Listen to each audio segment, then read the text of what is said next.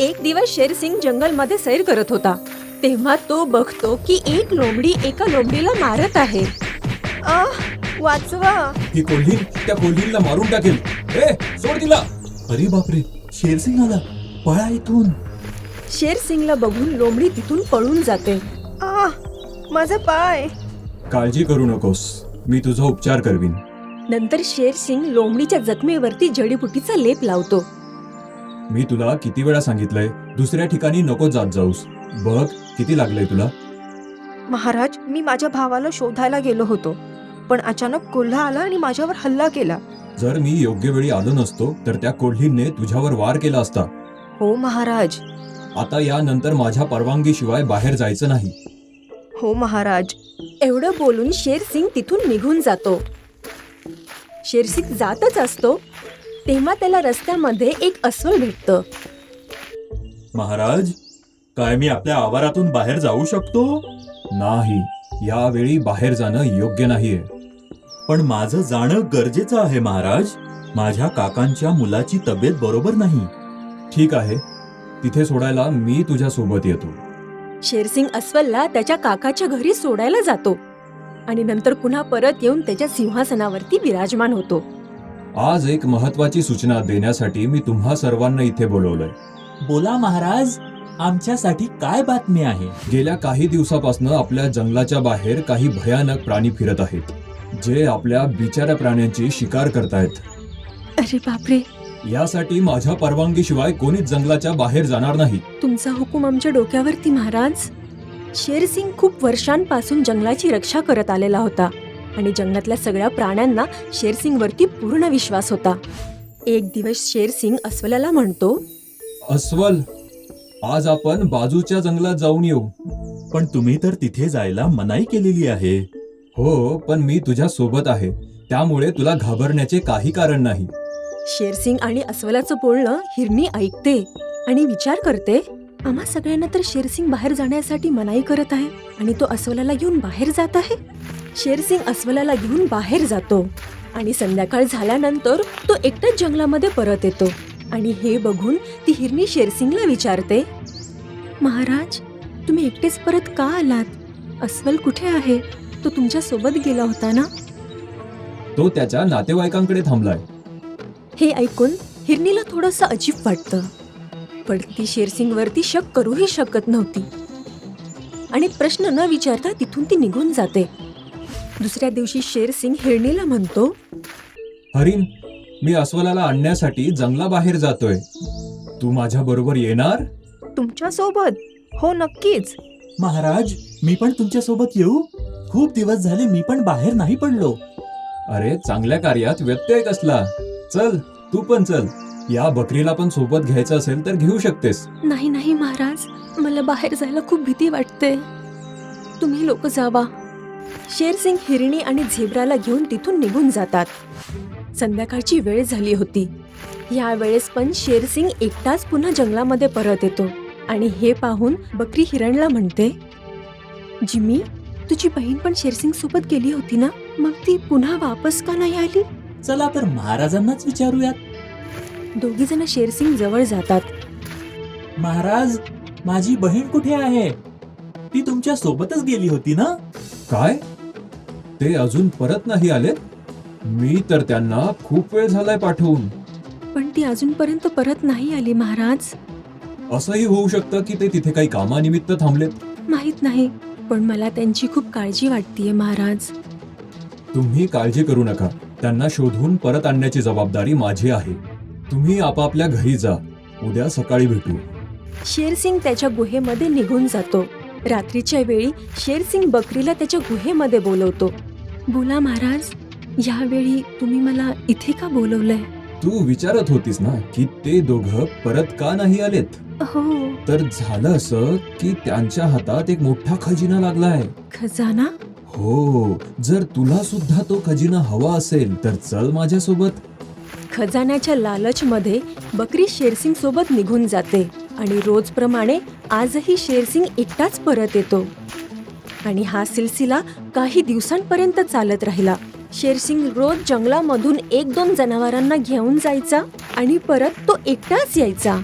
एक दिवस सकाळची गोष्ट आहे. कालपासून माझी बायको बकरी गायब आहे. माहिती नाही ती कुठे गेलीये. तुझी बकरी तर कालपासून गायब आहे, पण माझं हरिण तर कितीतरी दिवस झाले गायब आहे. देव जाणे आता ती कोणत्या अवस्थेत असणार आहे या क्षणी. गेल्या काही दिवसापासून सतत 1-2 जनावरं गायब झाल्याची बातमी येते, पण आतापर्यंत कोणाचं काहीच नाही कळलं की ते सगळे कुठे आहेत. हे माहिती करावं लागेल. हो, जर माहिती नाही करून घेतलं तर एक एक करून जंगलातील प्रत्येक जण गायब होऊन जाईल बघा. मग आपण आता काय करायचं? आम्हाला या गोष्टीची बातमी महाराजांना द्यायला हवी. दुसऱ्या दिवशी सगळे जंगलामधले शेरसिंग जवळ जातात. महाराज, गेल्या काही दिवसापासून आपल्या जंगलातील प्राणी रोज गायब होत आहेत. काय? असे कसे होऊ शकते? माहिती नाही महाराज, पण हेच सत्य आहे. पण मी तर सांगून ठेवलंय की कोणीच जंगलाच्या बाहेर जाणार नाही. मग हे कसे अदृश्य होत आहेत? आता ध्यानात ठेवा, माझ्या परवानगी शिवाय कोणीच जंगलाच्या बाहेर जाणार नाही. आणि तिथली सभा संपल्यानंतर सगळे तिथून जाऊ लागतात. रस्त्यामध्ये सगळेजण बोलत बोलत जाऊ लागतात. जंगलवासियांना नेहमी शेरसिंग तर बाहेर घेऊन जात असे, मग शेरसिंग न माहित असल्यासारखा का वागतोय? मला माहिती नाही, पण याचा शोध घ्यावा लागेल. दुसऱ्या दिवशी शेरसिंग 2 जनावरांसोबत जंगलाच्या बाहेर चाललेला असतो आणि तेवढ्यात लोमडी आणि बकरी त्यांना जाताना पाहतात. ते बघा, महाराज स्वतः 2 प्राण्यांना घेऊन जात आहेत. चला यांचा पाठलाग करूया, बघू तर खरं काय करतोय तो. लोमडी आणि बकरी शेरसिंगचा पाठलाग करतात. काही वेळ चालल्यानंतर शेरसिंग दोघांना घेऊन एका लांब ठिकाणी जातात, जिथे खूप सगळे शिकाऱ्यांचे तंबू लागलेले होते. वा शेरसिंग, तू तर आज तगडे प्राणी घेऊन आलायस. कोणी बघेल त्याआधी तू सगळ्या प्राण्यांना पिंजऱ्याच्या आतमध्ये टाकून दे. चमन शिकारी आणि त्याचा साथीदार त्या दोन्ही जनावरांना पिंजऱ्यामध्ये कैद करतात. याचा अर्थ सिंहच सगळ्या जंगलातल्या प्राण्यांना गायब करतोय. पण ते असं का करून घेत आहेत? ह्याचा शोध लावावाच लागेल. नंतर ते दोघं जंगलामध्ये परत जाऊन सगळ्यांना सगळी गोष्ट सांगतात. काय? तर महाराजनेच आम्हा सगळ्या प्राण्यांना शिकाऱ्यांच्या हवाली केलं? हो बिबट्या भाऊ, आम्ही आमच्या डोळ्यांनी ते सगळं बघितलंय. जर असं असेल तर आजच त्यांच्यावरती आपण पण धावा बोलूया. नाही, आज रात्री आपण गपछूप त्यांच्या ताकदीचा अंदाज घेऊयात आणि उद्या पूर्ण ताकदीनिशी त्या सगळ्या प्राण्यांना आपण शिकाऱ्यापासून सोडूया. ठीक आहे. रात्रीच्या वेळी लोमडी आणि चिता दोघंही लपत लपत शिकाऱ्यांच्या पिंजऱ्यांच्या तिथे पोहोचतात. तेवढ्यात दोघांची नजर एका पिंजऱ्यामध्ये गेली. हे तर आपले महाराज आहेत. हे आपले महाराज आहेत, तर मग ते कोण आहेत जे जंगलवासियांना शिकाऱ्यांच्या हवाली करतायत? असं वाटतंय तो महाराजांसारखाच दिसणारा असावा, जो त्यांच्यासारखाच दिसण्याचा फायदा घेऊन प्राण्यांना इथे आणतोय. चला शेरसिंगला भेटून आपण त्याची चौकशी करूया. दोघे जण शेरसिंग जवळ जातात. महाराज, तुम्ही कसे बंदिस्त झालात? माझ्यासारख्या दिसणाऱ्या खोट्या सिंहाने मला इथे अडकवलंय आणि तो माझ्या जागी राजा बनून खोटं बोलून प्राण्यांना इथे आणून कैद करतोय. काय? हे शिकारी लोक प्राण्यांना विकण्याचा व्यवसाय करतात. तुम्ही दोघं इथून निघून जा. जर शिकारी आलेत तर ते तुम्हालाही पकडतील. आणि तेवढ्यातच तिथे शिकारी येतात आणि त्यांना बघून चिता आणि लोमडी तिथून पळून जातात. तो शेर आपल्या राजाचा मुखवटा घालून आपल्यालाच धोका देतोय. हा, पण त्याने चुकीच्या लोकांशी पंगा घेतलाय. आता आपण त्याच्याच चालीने त्याला मारूयात. दुसऱ्या दिवशी चिता आणि लोमडी त्या हमशकल शेरसिंगच्या जवळ जातात. नकली महाराजांचा विजय असो. खोटा महाराज? कोण आहे खोटा महाराज? आम्ही तुमच्याच बद्दल बोलतोय महाराज. खरं तर आम्हीही त्या शिकाऱ्यांच्या सोबतच आहोत. नकली महाराज. अच्छा, हा हा, आणि त्यांनी तुमच्यासाठी एक संदेश पाठवला आहे. संदेश? हा, त्यांनी म्हटलंय आज रात्री 12 वाजता ते खऱ्या सिंहाला घेऊन शहरात निघून जाणार आहेत. पण जाण्याआधी ते तुम्हाला महाराज म्हणून घोषित करू इच्छित आहेत, म्हणून तुम्हाला तिथे बोलावलंय. ते माझी राजा म्हणून घोषणा करू इच्छितात. ही तर चांगली गोष्ट आहे. तर आज रात्री 12 वाजता राजा होण्यासाठी तयार राहा. आम्ही पण आपल्या सोबत येऊ. रात्रीच्या 12 वाजता लोमडी आणि चिता नकली शेरसिंगला घेऊन शिकारींच्या बस्तीमध्ये जातात. चला, सगळ्यात पहिले खऱ्या सिंहाला निरोप देऊयात, त्यानंतर शिकाऱ्यांना भेटूयात. हो हो, का नाही. बिचारा शेर सिंग उद्यापासनं एका सर्कसीत काम करेल आणि मी जंगलाचा राजा बनेल. आणि तिघेही शेर सिंगच्या पिंजऱ्याजवळ जातात. शेर सिंग, आज तुला शहरात घेऊन जातील आणि सर्कसीला विकून टाकतील आणि तुझ्या जागी मी राजा होणार. आणि हे तुझ्यापेक्षा चांगले राजा ठरतील. हे खूप चांगल्या पद्धतीने राज्य सांभाळतात. जाता जाता तुमची काही शेवटची इच्छा असेल तर सांगा. आमचे होणारे महाराज तुमची शेवटची इच्छा नक्कीच पूर्ण करतील. मी तुमच्या होणाऱ्या राजाला गळाभेट घेऊन शुभकामना देऊ इच्छितो. ही तर खूप मोठी गोष्ट आहे. भाऊ चीता सिंग, दरवाजा उघडा. सिंह होणाऱ्या राजाला भेटू इच्छित आहेत. चिताने एकाच झटक्यात ताला तोडला आणि जसं नकली शेरसिंगने शेरसिंगची गळाभेट घेतली आणि त्याच क्षणी चित्ताने त्याला धक्का देऊन पिंजऱ्याचा दरवाजा बंद केला. मला आतमध्ये का टाकलंय? मला बाहेर काढा. तुला काय वाटलं आम्ही शिकाऱ्यांचे चमचे आहोत? नाही, आम्ही खऱ्या राजाचे इमानदार शिपाई आहोत. तू आमच्या महाराजांसोबत धोका केलास आणि आम्ही तुझ्यासोबत धोका केला. हिशेब बरोबर. आता सर्कशीत माझ्या जागी तू विकल्या जाशील.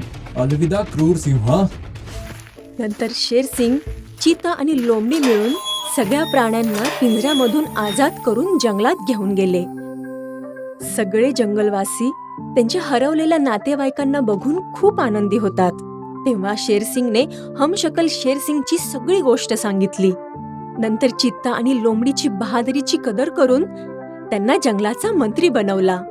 आता तिथले सगळे प्राणी आनंदाने आयुष्य घालवतायत. सर्व प्राणी आज एकत्र कुठेतरी जाण्याचा विचार करत आहेत. मित्रांनो, आज काळ्या टेकडीवर फिरायला जाऊया. काही धोका नाहीये ना?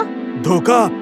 अरे बाबा, तिथे तर सगळ्यात जास्त धोका आहे. हो, मी तर तिथे पाहिलंय. तिथे खतरनाक जनावर फिरतात जे अगदी क्षणार्धातच जनावरांची शिकार करतात. अरे देवा, जर असं असेल तर आपण तिथे कधीच जाणार नाही. हो, आपण कधीही जीव धोक्यात घालून तिथे जाणार नाही. आपले जंगल त्या जंगलापेक्षा खूप चांगले आहे. आपण सर्वजण एकत्र राहतो, हो ना? सर्व प्राणी त्यांच्या जंगलातील एकता आणि बंधुत्वाबद्दल बोलतात आणि रात्र होते. रात्रीच्या वेळेस चमेली आणि मिनी बकरी रात्री आपल्या घरात बसले होते. त्यांच्या जवळ एक अस्वल येतो. मी आत येऊ शकतो का? अरे अस्वल दादा, तू इथे? सगळं ठीक आहे ना? काळजीचं काहीच कारण नाही. खरं तर माझ्या घरी पाहुणे आलेत. घरात झोपायला जागा नाहीये, म्हणून तुमच्या घरी झोपायला आलोय. हा, काही हरकत नाही. तू त्या कोपऱ्यात झोपू शकतोस. मग अस्वल चमेलीच्या घराच्या एका कोपऱ्यात रात्र घालवतो. पण सकाळ होताच प्राण्यांचा आवाज ऐकून दोघेही घराच्या बाहेर येतात आणि बघतात की सर्व प्राणी घाबरून पळून जात आहेत. पळा! जीव वाचवायचा असेल तर धावा इथून. अरे सगळे पळतायत का? काय झालंय? थांब ससुल्या, काय झालंय ते सांग. अरे जीव वाचवायचंय तर पळा इथून. जंगलामध्ये 3 डोळ्यांचा वाघ शिरलाय. 3 डोळ्यांचा सिंह. चमेली, पळ इथून. सर्वांसोबत चमेली देखील आपल्या पतीसोबत पळून जाऊ लागते. धावत धावत सर्व प्राणी एका गुहेजवळ उभे राहतात. बापरे, किती खतरनाक असेल तो सिंह ज्याला 3 डोळे आहेत. अरे पण हा सिंह आला कुठून? अरे पण कोणी त्याला बघितलंय का की आपण उगाच घाबरतोय? मग तेव्हा त्यांच्या समोर तोच 3 डोळ्यांचा सिंह येतो. अरे बापरे, हा सिंह तर इथेच आला. या सिंहाने आपल्या सगळ्यांना खाल्लं तर? सिंहाला पाहून सगळे थरथर कापू लागतात. पण सिंह काही न करता शांतपणे गुहेत जातो. अरे हा शांतपणे आत गेला, कोणाला मारलं पण नाही. अरे भाऊ, त्याचं पोट आता भरलं असेल. भूक लागताच तो कोणाला तरी मारेल. तो सिंह बाहेर येण्याच्या आधीच पळा इथून. सगळे जंगलाच्या दुसऱ्या ठिकाणी पळून जातात. साथीदारांनो, आता तर आपल्या जंगलामध्ये हा वाघ आलाय. असं वाटतंय आता आपलं आयुष्य धोक्यात आहे. मला वाटतं तो सिंह वाईट नाहीये. जर तो वाईट असता तर येतात सगळ्यात आधी त्याने आपल्या सगळ्यांवर हल्ला केला असता. पण त्याने असं नाही केलं. जो चांगला आहे का वाईट हे वेळच सांगेल. मी तर म्हणतोय की प्रत्येकाने आपापल्या घरात लपा. जर का तो वाघ गुफेतून बाहेर आला तर काय होईल सांगता येत नाही. भीतीमुळे सर्वजण आपापल्या घरात लपतात. 2 दिवस कुणीही घराच्या बाहेर पडत नाही आणि सिंहही आतापर्यंत गुहेतून बाहेर आला नव्हता. 2 दिवसांनी सर्व प्राणी आपापल्या घरातून बाहेर पडतात. मित्रांनो, 2 दिवस झाले, अजून तो सिंह गुहेतून बाहेर नाही आला. तो मेला तर नसेल ना? तेव्हा 3 डोळ्यांचा सिंह तिथे येतो. सर्व प्राणी घाबरतात, पण सिंह शांतपणे तिथून निघून जातो. आता मला पक्की खात्री पटले, हा सिंह वाईट नाहीये, हा कोणालाही इजा करणार नाही. हा, पण मला एक समजत नाहीये की ह्याचा एक डोळा बंद काय आहे. जर हिंमत असेल तर त्यालाच विचार. सगळे हसायला लागतात. आता सर्वांना खात्री पटते की सिंह चांगला आहे आणि कोणाचेही नुकसान करणार नाही. सगळ्यांच्या मनातनं 3 डोळ्यांच्या सिंहाची भीती निघून जाते. याला घाबरायची काही एक गरज नाहीये, हा तर खूप चांगला वाघ आहे. असेच बरेच दिवस जातात. सिंह दररोज जंगलात जायचा आणि शांतपणे परतायचा. तो कोणालाही इजा करत नव्हता. आता सर्व प्राणी त्याच्या भोवती कोणत्याही भीतीशिवाय फिरू लागले. एका संध्याकाळी सर्व प्राणी बसले होते तेव्हा सिंह गुहेतून बाहेर येतो. ते बघा, सिंहाने आपला 3रा डोळा उघडला. मग सिंह दादा कसं काय चाललंय बॉस? 3ऱ्या डोळ्याने सर्वांना पाहिल्यानंतर सिंह पहिल्यांदाच बोलला, एवढे सगळे शिकार एकदम? आता मी तुम्हा सगळ्यांना एकत्र खाणार आहे. हे ऐकून सर्वांचे भान हरपते. तेव्हा सिंह सगळ्यांवर हल्ला करतो. सर्वजण आपला जीव वाचवण्यासाठी इकडे तिकडे धावू लागतात. मग सिंह मोनू बकरीला पकडतो आणि त्याला गुहेत घेऊन जाऊ लागतो. मला वाचव चमेली, हा मला मारून टाकेल, वाचवा मला. सिंह बकरीला त्याच्या गुहेत घेऊन जातो. अरे, माझ्या नवऱ्याला कोणीतरी वाचवा, तो सिंह माझ्या नवऱ्याला मारेल. सिंहाच्या भीतीमुळे कोणीही मोनू बकरीला वाचवायला जात नाही आणि सिंह बकरीला मारून खातो. आता रोज एका प्राण्याला मारून खाईन. सिंहाच्या भीतीने सर्व प्राणी दुसऱ्या ठिकाणी पळून जातात. तो सिंह किती धोकेबाज निघाला. आपण त्याला चांगला समजत होतो, पण तो तर खूपच हिंस्र निघाला. मोनूला किती निर्दयपणे गुफेमध्ये ओढून नेलं. आतापर्यंत ते मारून खाल्लं असेल. एक गोष्ट मला समजली नाही. काय? जोपर्यंत त्याचा 3रा डोळा बंद होता तोपर्यंत तो सज्जनासारखा फिरत होता आणि आज त्याने 3रा डोळा उघडताच तो क्रूर झाला. असं का? ह्याचा अर्थ जेव्हा तो 3रा डोळा उघडतो तेव्हा तो खतरनाक होतो. मग आपल्याला चौकस राहावं लागेल. जेव्हा त्याचा 3रा डोळा उघडा असेल, आपण त्याच्या जवळच जायचं नाही. काही दिवस सर्व प्राणी सिंहाजवळ जात नाही, ज्यामुळे सिंहाला उपाशी राहावे लागते. असं वाटतं जंगलातल्या सगळ्यांनाच माहिती झालंय की जेव्हा मी 3रा डोळा उघडतो तेव्हा मी शिकार करतो. आता शिकार करण्यासाठी मला एक प्लॅन करावा लागेल. एके दिवशी सहज शिकार करण्यासाठी सिंह 3रा डोळा बंद ठेवून जंगलात येतो. बघा, तो सिंह आला. हा, पण त्याचा 3रा डोळा बंद आहे, त्यामुळे तो यावेळेस शिकार करणार नाही. हा धोकेबाज आहे. मला माहित आहे, तो यावेळेस काहीच करणार नाही. मी त्याच्या जवळ जाऊन आत्ताच तुम्हाला दाखवते. याच्यावर विश्वास नको ठेवू हरण, त्याच्या जवळ नको जाऊस. हरिण कोणाचेच ऐकत नाही आणि सिंहाकडे जाते. कसे आहात बॉस? सगळं ठीक आहे ना? सगळं काही ठीक आहे, पण तू इथे का आलीयस? तुझा 3रा डोळा बंद आहे. यावेळेस तू मला मारणार नाहीस हे मला माहित आहे. पण यावेळी मी माझा 3रा डोळा उघडू देखील शकतो. काय तुला हे ठाऊक आहे? सिंह आपला 3रा डोळा उघडून हरणाला मारून टाकतो. आता सिंह अचानकपणे आपला 3रा डोळा उघडून कपटाने सगळ्यांना मारायला सुरुवात करतो.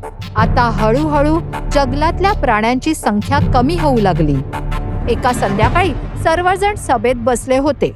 मित्रांनो, या सिंहाने दहशत पसरवलीये. आपल्या कित्येक जंगलवाशांना मृत्यूच्या दाढेत नेलंय. आता काहीतरी करावंच लागेल. हो, जर आपण ह्याला नाही मारलं तर हा आपल्याला मारून टाकेल. पण हा सिंह खूप शक्तिशाली आहे. आपण त्याच्या केसालाही धक्का लावू शकणार नाही. त्या सिंहापासून पळून जाण्याचा एक मार्ग आहे. लवकर सांग, कुठला मार्ग आहे? जेव्हा तो त्याचा 3रा डोळा उघडेल तेव्हा त्याचा आपण डोळा फोडू. यात मी मदत करू शकतो का? अरे उंदरा, इज्जतीमध्ये बोल. तो एक वाघ आहे, उंदीर नाही. लांडगा उंदराचा अपमान करतो आणि उंदीर तिथून रागाने निघून जातो. कोल्हीने, तुझा प्लॅन तर चांगला आहे, पण त्या वाघाचा डोळा फोडायला, आपला जीव धोक्यात घालायला त्याच्या जवळ जाईल तरी कोण? त्याची काळजी तू करू नकोस, मी आहे ना. उद्या सकाळी तुम्ही त्याच्याकडे जा. जसा तो डोळे उघडेल, मी लगेच येऊन त्याचा डोळा फोडेन. हे ऐकून सर्व प्राणी खुश होतात. दुसऱ्या दिवशी सर्व प्राणी सिंहाच्या गुहेपाशी जातात. इकडे बाज जात असताना अचानक शिकाऱ्यांच्या जाळ्यात अडकतो.